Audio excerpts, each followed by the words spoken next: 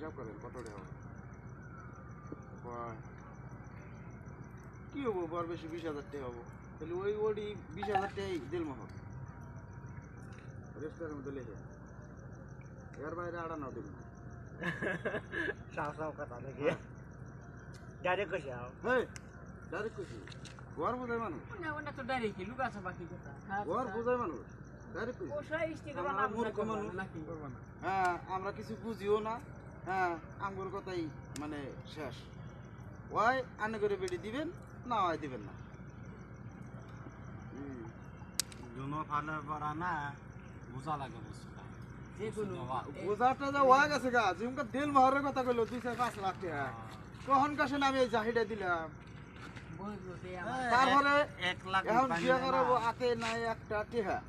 সম্পূর্ণ বস্তু আমার